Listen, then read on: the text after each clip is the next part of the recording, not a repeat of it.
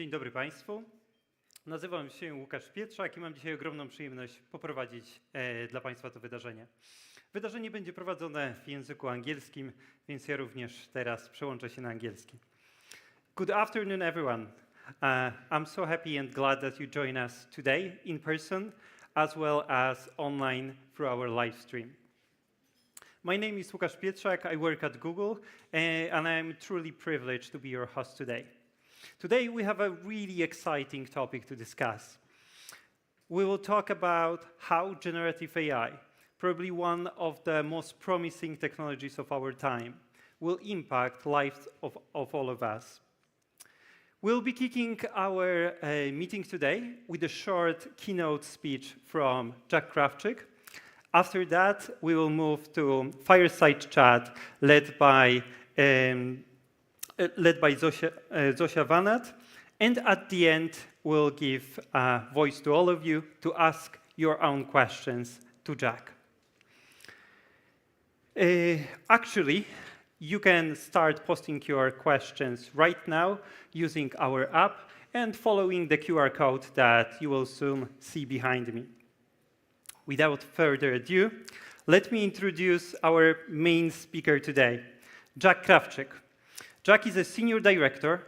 He's leading globally development of Barda, generative AI by Google. He's also playing a key role in the artificial intelligence revolution happening right now, with emphasis on making sure that AI is useful and beneficial to everyone, and we actually deploy it in a safe and responsible way. Jack was born in Wrocław. He speaks basic Polish, and he told me that he's nowadays practicing his Polish language skills using Barda. So hopefully today we'll have a chance also to get a little sample of his progress in Polish. Dear guests, please join me in welcoming to the stage Jack Krawczyk. Welcome, Jack. Dziękuję. Dziękuję bardzo. To chyba jedyna prezentacja, co mogę się przedstawić jako Jacek Krawczyk. To bardzo miło, jak słyszysz, mam akcent amerykański.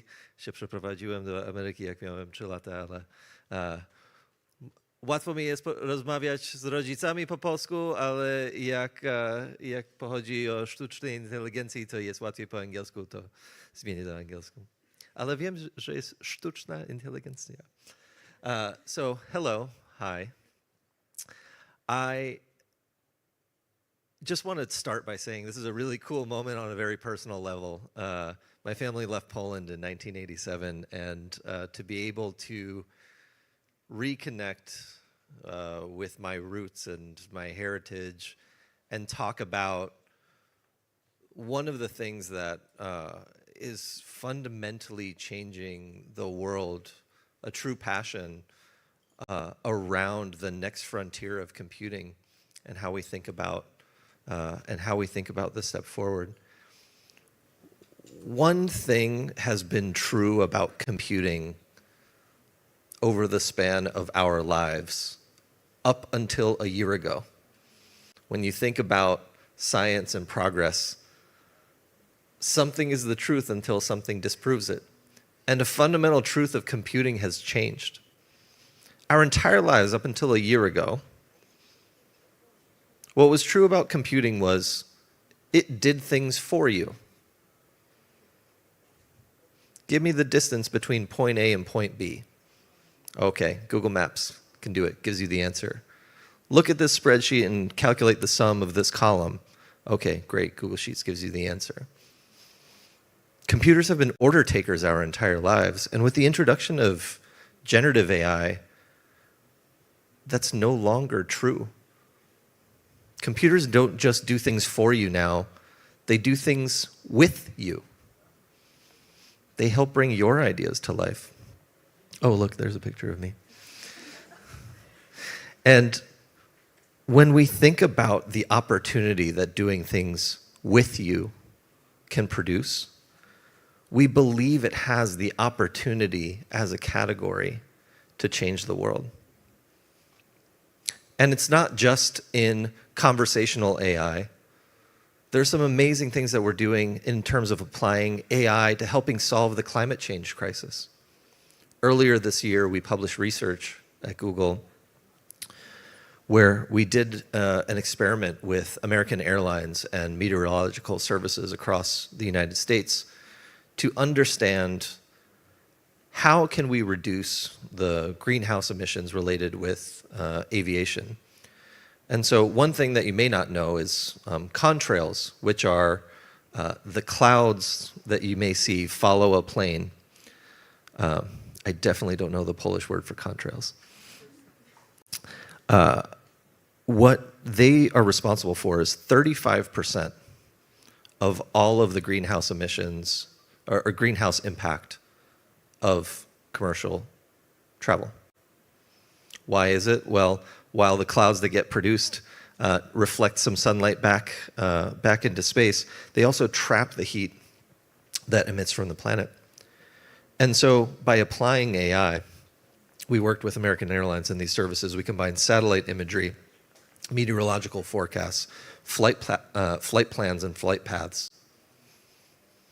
And what we were able to do is this thing that is responsible for 35% of greenhouse emissions, these contrail production, we proved with AI, was able to be reduced by 54%, cut in half. And the way that we did it, well, you had to spend about 2% more fuel. And it can be counterintuitive sometimes, especially when you're thinking about something like looking at climate impacts. You may look at something at a surface level and say, burning more fuel is bad for the environment. Well, if it's producing fewer contrails, now you can have a reasoned debate. Maybe that's actually what the net benefit is. And that's what AI helps us do. It helps us see a picture that is broader than just the narrow aperture that we can provide. It's this shift of moving to do things with you. One thing that I find remarkably inspiring in this new generation of computing is the way that it brings ideas to life. We talk about Bard specifically as an incredibly complex technology that solves a profoundly simple problem. It brings your ideas, it brings your curiosity to life, not by narrowing the world's information, taking an expansive amount and finding something that's a needle in a haystack. That's something that we've been doing for a long time. That's doing things with you. It's about expanding. It's about taking a piece of information, taking an idea that you have in your mind, and exploring what the possibilities can be. And so when we've introduced Bard, Bard has been an experiment that's live in the world over the last 7 months. It came here to Poland as well as the rest of Europe 3 months ago. And one of the things that we've talked about from the beginning is the capability of this technology to allow your imagination to flourish. We talk about Bard as another kind of AI, not just artificial intelligence, it's augmented imagination. Because it's the human imagination, our ability to create things that aren't present to the external senses is what the key to innovation is. Bard is powered by the world's most brilliant supercomputer, your brain. It's your brain that has the idea. It's your brain that's trying to figure out the problem that you're trying to solve. And what we really see in this world of expanding knowledge, not finding it, creating knowledge, it's really, really remarkable. But it comes at a remarkable responsibility. We believe this ability to create, to explore ideas is profound in its ability to help people. But it also has the opportunity to present capabilities that it's not actually able to do. For those that are familiar with the limitations of language models, you may have heard the term hallucination. One thing that's kind of funny when it comes to hallucination, and if you walk away with something from this talk today, it's that hallucination is not only a bug of the system. Hallucination is a core element of language, of creativity. It takes us creating things sometimes to solve a problem that aren't immediately obvious. And we believe that you need to disclose, hey, it's important to let people know Bard may not always get things right. But the reason why I'm not going to stand here and say we're going to eliminate hallucination is because that is completely antithetical to what the technology is. I'll give you an example in real life of what eliminating hallucination would be. If you were to ask the question, how will humans get to Mars? Does anyone know what the most non-hallucinated answer is? We don't know. It's kind of a boring answer. Another one is there are several theories, but none of them are proven, so there's no indication that suggests that we will do it. But that's not what is core to human creativity. When you think about coming up with complex solutions to complex problems, you need to explore ideas. And that's what we think is amazing about this category. A lot of questions I get asked often are, what's the future of search? Is Bard the future of search? Is Bard the future of Google? Look, the reality is anyone that tells you what's going to happen in the future is hallucinating. But what I can tell you that we focus on in being responsible is obsessing over what matters to people. And we have this saying at Google, focus on the user and all else will follow. And when you do that, you can see incredible things. Incredible things like university students that come to Bard and say, I'm interviewing for my first job.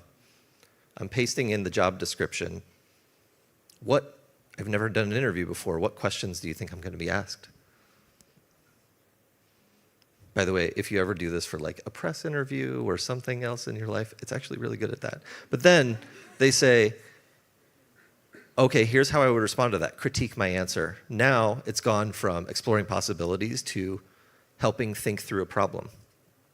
It's augmenting your imagination. You could think of what those questions would be, but exploring possibilities is really key. There are busy parents out there in the world on rainy days like today. Many people have apologized for the weather, but I live in San Francisco. It's foggy all the time. Don't need to apologize for the weather. But we get rainy days too. And I have a 5-year-old at home. And one rainy day recently, we snapped a photo of our arts and crafts drawer. And I just asked Bard, what can we create here for a rainy day activity? And it looked at the construction paper and the fuzzy little feathers and the tape and the glue, and it said, why don't you assemble a penguin together out of these things? And it was this moment of creating an idea of what we could do so that I could focus on spending more time with my kid. And it's amazing to see where things are going to go. And I'd love to sit here and tell you that's the only way that people use Bard. And by the way, that is the majority of the way that people use generative AI at the moment. It's not for give me the answer to this question. It's help me explore a possibility. But sometimes when you're exploring possibilities, you need to learn more about a topic. And so recently, we took this lane of responsibility and we said, well, not every response that you get from Bard is around seeking fact or something to that effect. So you don't need to double check every response.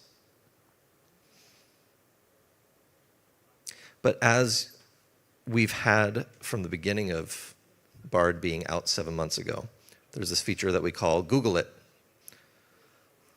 It's a verb that has made it into the world of what you do when you want to find out more information. And we started to say, what are people trying to do when they use Google it? They're trying to see, is there more than one source to corroborate this? And so what we started to do with that was go sentence by sentence and say, is there content from around the internet that agrees with this sentence? And we became the first language model product and only language model product that's willing to admit it's made a mistake. If Bard makes a claim that is then disputed by content from across the internet, it'll be highlighted in orange. And this is when we talk about minimizing unintended hallucination. This is what it looks like. You're never going to see a language model that eliminates hallucination because hallucination is the product, because it helps you explore. But grounded creativity is what we want. And so it's hard to believe that we're not even a year into generative AI being a part of our lives. Whether you use it, whether you've heard of it, whether you've tried it, one thing is for sure, we still all need to learn together how to make this the most helpful technology possible. That's some of the approach that we have as we go forward. We try to explore new ways. I talk about Bard helping do things with you. Google Assistant for many years has been doing things for you. Turn the lights on and off in my house. Give me the weather. We're trying to experiment. What happens when you take a technology that's trusted to do things for you and pair it with technology that does things with you? Help me write a text message to my friends saying, I can't make it to dinner tonight. Make it seem apologetic, even though all I want to do is just sit in my pajamas and watch a movie. Not saying I've ever used Bard for that. I have. But then to just be able to say, okay, now send it. Starting to pair language models with the ability to do things for you is going to be interesting. We're in year one of what is a multi-year journey. We're learning together. We believe it's important to put this technology out there when it still has these very clear challenges. And these challenges are only able to be solved by having conversations, sharing what's helpful. And we believe we're going to be able to achieve what that North Star of Bard sets out to do, which is bring your ideas, your curiosity, and with Assistant, your needs to life. It's an exciting time. I know many of the people in this room feel the excitement and also feel the need to be responsible in the way that we roll this out. And so I'm sure people have many questions. I'm excited to engage in a conversation and look forward to hearing from you. So thank you.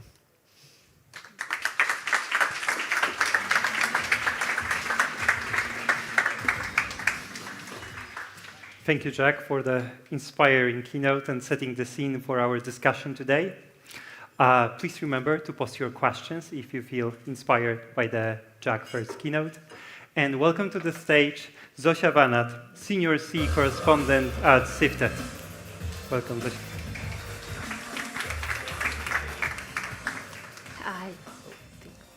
Our chairs are coming. Yeah, we're still getting the chairs. Perfect. All right. Thank you. Hello, everyone. Thank you so much for being here today with us. Thank you for joining us online, and thank you for setting the scene so beautifully for our conversation. Jack or Jacek. Can I call you Jacek for Tak. the next hour? I will be this one journalist who will call you Jacek, if that's okay. Fantastic. Just a couple of housekeeping things. As you know, this conversation is going to take around 30 minutes, and then you are welcome to ask your questions. I've already seen many of you have scanned the QR code, so I'm expecting many questions. Please don't wait until the last minute. Keep them coming so we can ask as many as possible to Jacek. We will have around 20 minutes for that, just so all of you know. So, Jacek, you told us a little bit about your Polish connection. You were born in Wrocław, then you moved to the US. Can you tell us a little bit more about what's your link to Poland now? So like, do you come back often? Like, do you celebrate Polish festivals? Yeah, well, my mother grew up singing "A kotkiwa" to me, and so one connection that I have is I've asked her to teach me the words so I can sing it to my kids. It's lovely. So that's kind of fun. I think when you're from Poland and you have the step into the U.S. and just something as candid as it's really difficult for American people to pronounce my name. I'm sure you might have experienced the same, some of you, not all. And there's this connection that you have to your home country of, I am a little different because I come from someplace different, and I have felt connected to Poland throughout my entire life to the point of my babcia was my nanny growing up. We didn't speak English in my house growing up, and so where it is today, it's just a part of my core being. Living in the Bay Area in California, there aren't too many Polish people that are around. It's actually kind of fun that one of the co-founders of OpenAI is also Polish, so kind of fun when we run into each other every now and then, share some stories. But I think the piece of what growing up Polish in America taught me was the importance of pride of community. And I think a lot of like the Polish history of, it's a country that disappeared off the map. How many countries disappear off a map and come back again because the culture is so strong? And so I think that's sort of embedded in my own view too of the way that I approach my work professionally. When you build a sense of connection to a common purpose, it's key. And that common purpose you heard me talk about when we're building something like Bard, it's about a complex technology that solves a very simple problem, bringing your ideas and your curiosity and now your needs to life. And we think that has a remarkable ability to change people's lives. And so that's how my Polish upbringing has really helped fuel me to this day and continues to. Perfect. Thank you for sharing this. So moving on to like the main topic of our discussion, maybe first of all, a very general question. So what is AI for you? And maybe also what isn't AI for you? So what are the very common misconceptions about AI that you don't necessarily agree with? So AI is not a machine god. And I think that there are some narratives that are out there in the world saying we're creating this all-knowing being that's going to take over the world. Like that, it's a fantastic story that's not grounded in reality in the way that we work. Now, there are very real risks that are associated with AI. The need to be able to very clearly disclose when something is potentially accurate or inaccurate, encouraging somebody to follow up. And so when I think about what AI is, what it's truly creating is the ability to come up with more ideas in less time at a higher quality. And when you think about the impacts that that can have, progress is marked by our ability to think of something, iterate on it, learn, and move quickly. And so that's what I think the promise of the technology is. And it will get to a point where it can take action on our behalf. It'll do things for us, but similar to self-driving cars, it's not like just because we have the technology to allow cars to drive themselves, it doesn't mean that we're just putting them out there and doing it. We're putting in checks and balances and regulations. And so when I think of what it's not, it is not a machine god, but it is a supercharger for our imaginations and our human ability to create. And building up on that, so someone or something that has more ideas in less time and with greater efficiency. This sounds like a perfect employee, right? And like this is one of the biggest fears that many people have had since this huge boom around generative AI, that it is going to take away a lot of our jobs, it is going to replace human being because it's faster, it's more efficient very often. And before I ask you about your opinion about this, I would like to ask the audience, if you could raise your hand if you think that right now Gen AI could replace your work. Okay, for those following us online, there is one shaking hand. I don't really know what it means, but like in general, there is no one. And one follow-up question. Who thinks that generative AI could actually help you to do your job better and more efficiently? Okay, we have many hands up. What does it tell you, Jack? It tells me that we don't have a representative sample of the population in this room. Very good. I've been spending my week here in Europe, and I have the opportunity to talk about Bard and generative AI from around the world. And it's really fascinating to see public perceptions around both the opportunity and the need for responsibility or risk management. And there's actually an AI safety summit that's coming up in London soon that we're very actively participating in being a part of, because we do think we need to acknowledge the risks. And when we think about the opportunities, a lot of the conversation on the risk side is humans or AI. What is AI going to replace? But the opportunity is really what happens with humans and AI. There was a study done by the Boston Consulting Group where they gave a cohort of some consultants access to a language model, and another cohort did things, quote unquote, the old-fashioned way. So you had humans without AI and humans with AI. The humans with AI were able to produce work 12% faster. They were able to complete 26% more tasks, and the customer satisfaction was 40% higher. This is a technology that has been out for less than a year and is already making that much of a significant impact. And so when I think about humans and AI, that's the accelerator. And when we think about the human or AI discussion, it's natural. I think many people in this room here, the hands were raised, you think AI can help you. That's amazing. Your peers may not feel that way. And I think it's on us as a community here that are passionate about this. Just by being here, it indicates you're interested in what we're building together. Share the stories. Share the things that are counterintuitive.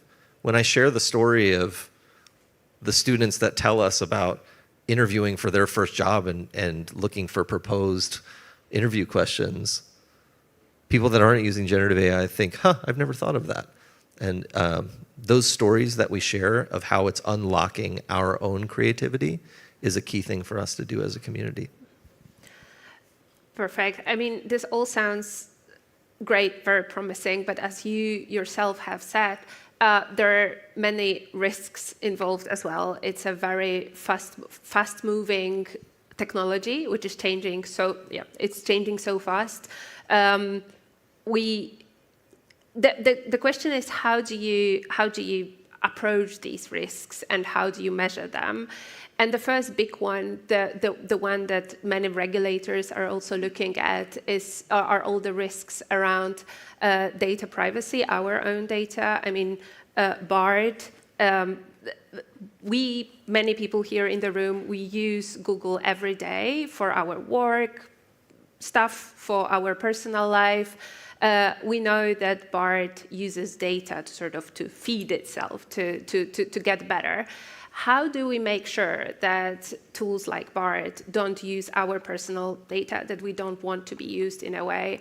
And how do you make sure that it's not happening? Yeah, so let me first start about how we think about risks, and then talk a little bit about privacy and data protection next. So when it comes to risk, there's two categories that we think of: adversarial risk and unintended risk. So adversarial risk is a little bit easier to understand. You go to a language model and you ask it, how can I commit this crime? We have to make sure that we're testing that the responses that you get don't promote illegal activity. They don't promote harmful content. Those are a lot more discrete in the way that we have to train them. It's the unintended harms that are the things that are much more tricky. These are things like, so I mentioned I have kids at home. My kids grow very quickly and they'll get a fever, and I might not know how much paracetamol to give to my child. It's a very well-intentioned question, but a very high risk of getting incorrect. And so we've made the decision at this point. We don't think that the risk of a hallucination there, of getting something inaccurate, is worth it. So we've actually elected to not respond. You'll see as a language model, I'm incapable of answering that. But you've got to find where the line is where you can take some of those probabilities. And so we go through rigorous testing and processes that are called red teaming, where you get a group of experts together, both internal and external to the company, and see how can I, quote unquote, break the product. Mm-hmm. And that gives us a sense of the risk. On the data protection side, this is something that we take seriously at Google across the board. We have 6 products at Google that have over 2 billion users every month. And the only way that you're able to get there as a company is by focusing on trust as a core currency that you have. It's a promise that we build with our users, with the people that use our technology. And we believe that to develop that trust, we have to follow 3 pillars in the way that we bring technology like Bard to people. The first is around transparency. And we've worked very closely with privacy regulators here in Europe, which is part of why, in our responsible approach, Europe started to get access to Bard months after other countries, because we wanted to make sure that we engaged the regulatory practices of what's the best way to show how your data is being used. How do you inform people what can be used and can't be used? And once you do that transparency, you have to make sure that you give choice. You have to choose, do I want my interactions with Bard to be saved so that I can refer back to them and they can be reviewed to improve Bard? That's your choice. And the third is control. For whatever reason, you may change your mind. We need to make sure that in the way that we design it, you always have the control over your data. And so we build that into Bard. It's rooted in our commitment to trust, which from a business perspective is one of the most critical things that we have to deliver upon. Can I get back to this first category of risk that you mentioned, the one where you don't really know how much paracetamol your children should get? I mean, it is a very concrete example, and while I can see that with data protection side, you can sort of build a system, right? Like you can build all those safeguards to make sure that it's sort of in line with the regulation, et cetera, et cetera. Here, when it comes to accuracy of the information that the Bard sort of produces, to me, I mean, correct me if I'm wrong, but to me it seems almost impossible to make sure that like you have the right answer to like all the questions which are out there, and like how do you to what extent do you think you can control it? So this is where sort of from the talking about hallucination is both a bug and a feature. What this conversation brings light on is the imperfection of language overall. And I think this is hard for us to grasp, especially for those of us like me who are engineers that think in, there's right and wrong. I had an example recently where I was using our double check feature, which was, I did a holiday in Italy this summer and made swordfish at home to try to recreate one of our favorite meals from our trip. The story is not, I'm an amazing cook and made a great swordfish. I did. But that's not the point of the story. The point of the story is I forgot to turn the exhaust fan on my stove. I don't know if you've ever cooked swordfish in your home and forgot to turn on the exhaust fan. It does not leave a pleasant smell in your home. And so what did I do? I tried to clean my kitchen thoroughly. Didn't work. So the next day, I'm like, well, maybe I didn't clean it well enough. That didn't work. So the third day, I'm like, all right, I'm just going to see what Bard has to do here. Like maybe Bard can give me guidance in terms of what to do. So I told Bard, I cooked swordfish. I forgot to turn on my exhaust fan. What can I do? And Bard lists out 3 things. The first was clean your kitchen thoroughly. And I thought to myself, haha, wrong. 2, put coffee grounds out on your throughout your house to absorb the smell. 3, if you have pets, wash them frequently to remove the smell. And so then I do the double check, and I see clean your kitchen thoroughly, highlighted in orange. Okay, so I'm now feeling better. There's no content around the internet that suggests that cleaning your kitchen will help remove the smell. I will now write content that will validate that it does not. Number 2, coffee grounds. Here's a link from across the internet that suggests that you should do that. Green, okay, that works. And then the third one didn't make sense to me, why it was highlighted as there's content from the internet that may disagree with this. The third one was, if you have pets, wash them frequently to remove the smell. I was like, what could possibly be wrong about that? Like, that doesn't make a ton of sense. So I click the link that it references, and it says, don't wash your pets frequently. Wash your pets once a month, because otherwise it might wash away the natural oils. And this is an example, I mean, it's a silly example of sort of the nuance of right or wrong. It wasn't incorrect that I should wash my pet if I have one, because it could make the smell go away. But the frequently piece starts to be that modifier that makes it change. And so there are so many nuances in language, and that's why we believe, just in the same way that we build trust with other humans in our life, we need to treat language models more like a collaboration with someone else. You always want to double check a fact that you see. We think language models are going to continue to go down that path. And sort of keeping in mind those risks that we've discussed, there are also many others that we just don't have time to touch upon. Like, do you think, to what extent do you think it's a good idea to regulate AI, generative AI and AI, given it's such a fast-changing technology? Again, like in 2 months we can have something completely different. There are so many attempts right now in the EU and more on a global level to regulate AI. How can it be done in your view? Like, what is a good approach towards this? Yeah, so we've been pretty consistent as a company to say we believe that AI is too important to not be regulated, and it's too important to not be regulated well.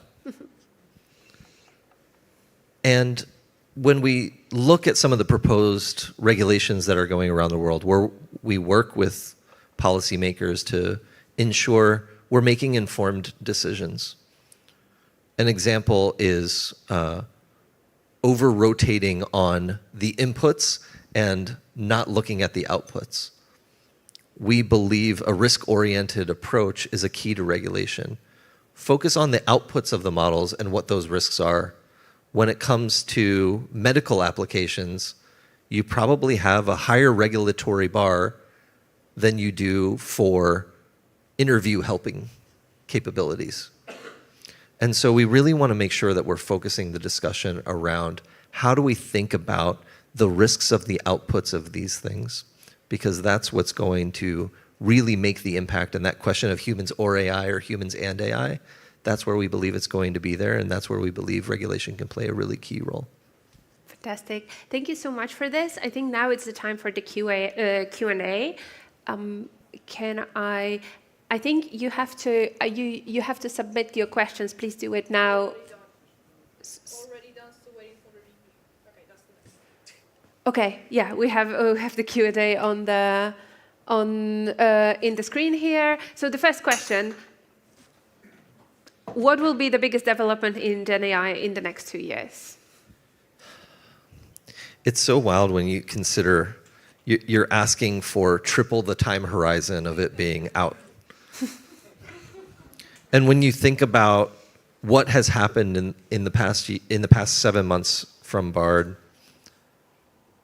Bard started as an experiment, waitlist only, speaks one language, available in the US and UK, to now it speaks Japanese and Korean and available around the world. We open to 40 languages. We give it the ability to input images. As we think about what it's been able to do so far, I think the speed has certainly been remarkable, and there's a lot of catching up that we need to do beyond the clear communities that have found and snapped to value in this world. Software developers, people in creative fields, students. These are the people that have really run with generative AI. So I think there's a large cohort of people that are still going to be catching up. And in parallel, the research isn't stopping. One of the areas of research that I'm particularly very excited about is enabling generative AI to move beyond the memory of a goldfish. If you think about how you use a thread in Bard, or other language model products that you might use, they don't remember what you said after 8,000 words or 32,000 words. And as you use this technology for a long period of time, you're going to want this thing to learn about you. How can you collaborate with something that never learns from you? And so I think this ability to think through how can I reference previous conversations is going to be a really interesting path. Perfect, thank you. We have the next one up. Do you believe AI will reduce 40% of jobs in 10 years, which is Goldman Sachs' prediction? I think this question is kind of rooted in the, like, do you think it's bad that we're going to burn 2% more fuel in an effort to try to combat climate change? That's taking a loss. You get the gain of you reduce contrails by half. And so it's about net gains.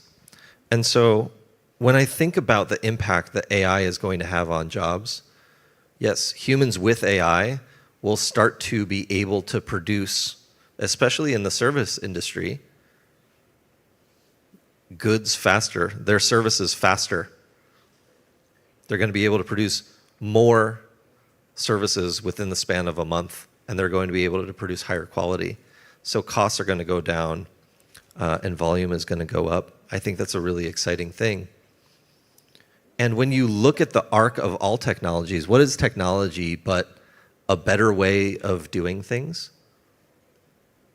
The thing that's remarkably resilient over the course of jobs ebbing and flowing is every former opportunity makes way for new opportunities.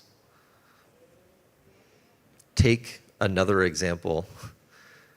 25 years ago, what was a search engine marketing manager? A job that didn't exist. And what we're dealing with, and I just want to acknowledge, like, there is a human aversion to ambiguity. We're programmed in our brains to take the familiar path, like down to our most primitive brains, like go to the bush where you know there are going to be berries. But sometimes if you just pull from the same bush, you miss the fact that there may be a whole new wave of more nutritious fruit somewhere else. And that's the kind of discomfort that we feel in these moments of paradigm shifts. Like, the concept of an Uber driver didn't exist before 2010. And now we've brought liquidity and jobs into these spaces. So yes, some jobs will go away, new jobs will be created, and we believe the net output will be more productive and more creative people. And we just have to work through it together. Perfect, thank you. A question from Marty. How do you curb potentially dangerous or politically incorrect outputs in language models, both from semi-technical, social, and moral perspective? That's a big one. Yeah, that is a big one. So I don't know if the question is a philosophical one or a tactical one. I'll try to answer both. The tactical one's a lot easier. So there are ways that we iterate on language models. There's 3 steps of a language model that you see in production today. There's the pre-trained model, which for Google is Palm 2. You may know this as GPT 3.5 or 4. There's Claude. There's all these pre-trained models. That's 1/3 of the process. There's another step called supervised fine-tuning. This is if the pre-training is like going to primary school, where you learn how to form a sentence and learn how to make a basic argument. Supervised fine-tuning is more of like a secondary school. You teach the model, here's a question that, if you're asked a question like this, here's what the answer should look like. And this is where you can also teach it things like, if you're asked this adversarial thing, here's how you should respond. How do I commit this crime? Well, we don't think that crimes are something that you should be committing. Maybe you should consider doing something else. That's how you respond. And then there's the third bit, which is graduating from secondary school and getting real-world experience. It's reinforcement learning through human feedback, seeing how a model might respond, what's better, what's worse. And these are the tactics that we use to train the model, how to make sure we keep this within a state that produces trust. And so to the philosophical part of this, which is what determines what's social and what's moral, this is where I go back to the philosophy that we have of focus on the user and all else will follow. The trust that we build. If we produce technology that is producing harmful content, we're not going to have trust with our users. And so market forces and market dynamics really determine what is that level. And we believe regulation also plays a key piece here. And it's part of the active conversations that we take place of disclosing, hey, these things are still probabilistic systems. We think labeling, as you see in Bard today, Bard may not get it right. Make sure that you double check what you're seeing. Perfect, thank you. What was the best thing that AI like Bard make for society for now? It's so hard to pick one. Of course. Can I pick a couple? Well, what do you think, 2? Yeah, if you have to. Yeah. Okay. I'll say one thing that I didn't expect was, this was not in the initial proposal for writing Bard, but as we talk to the people that use Bard, as they share their stories with us, we had someone tell us, for the first time in my life, I feel like I can effectively communicate with people. I was like, what do you mean? And this person goes on to say, I've been diagnosed with autism, and my entire life, when I receive a correspondence from someone, like an email, I can tell they're frustrated with me. But I can't necessarily tell if the response that I'm going to give is going to make them more frustrated. And so I started using Bard to say, here's the email that I got, here's how I'm thinking of responding, how do you think the person will feel? And I was like, holy moly, like, I did not think that generative AI was going to help people with neurodivergent diagnoses be able to communicate with the world more effectively. I think that's something that's an amazing benefit for society if we can communicate more effectively with one another and exchange our ideas. Another one is bringing our ideas to life. I personally feel like I've been able to have a massive shift in my own productivity. One way that I use Bard on a near daily basis is I often think I have 27 thoughts running through my head. And then I'll turn on the microphone and I'll start talking to Bard, help me organize my thoughts, and I'll talk for 3 or 4 minutes. And at the end of it, Bard will say, it sounds like you've got these 2 things going on. And I'm like, huh, you're right. I was just kind of talking in circles about 2 things. And so that's been personally profoundly amazing for me, of helping me even prioritize how to think about going my day.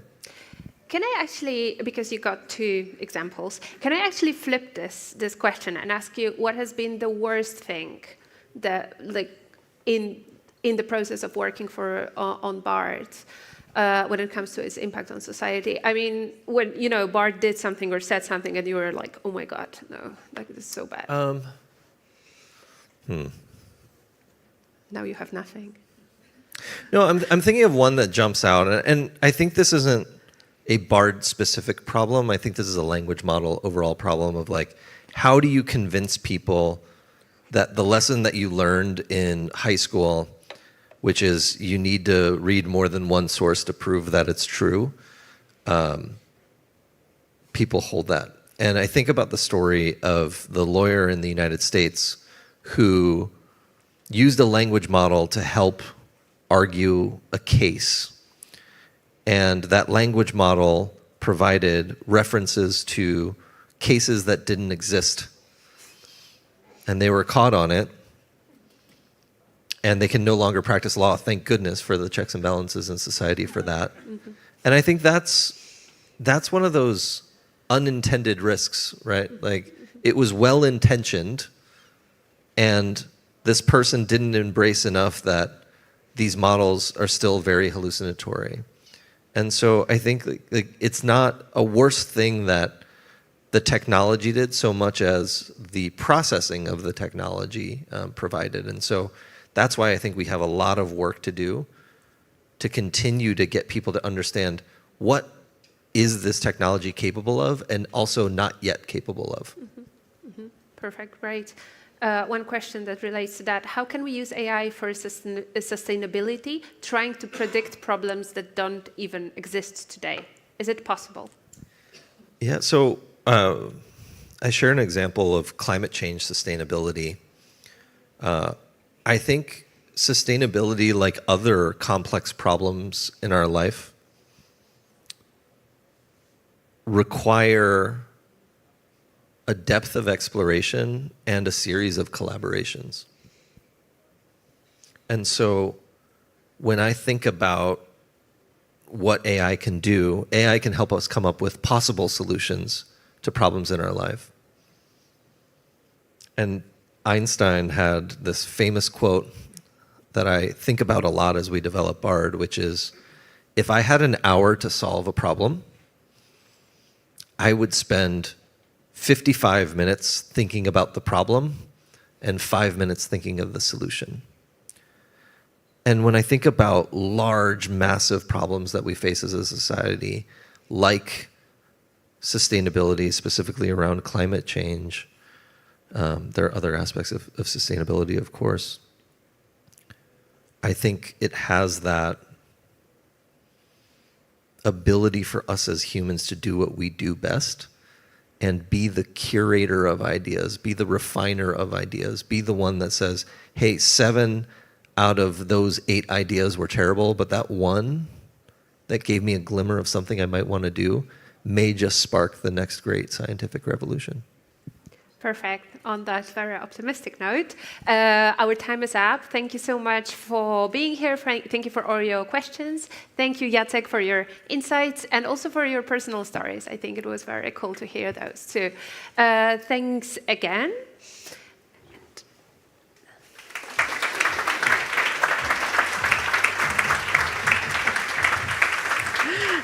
Thank you. Thank you, Zosia. Thank you, Jack. For everyone who joined us online, thank you for being with us. Thank you for all your questions. This is the end of the online event. And for all the people who joined us in person, this is still not the end. Jack will stay us for a couple more minutes at the BARD and AI demo space at the end of the room. So feel free to grab a snack, grab a coffee, have a conversation with Jack, and learn more about our latest technology in our demo space. Thank you so much.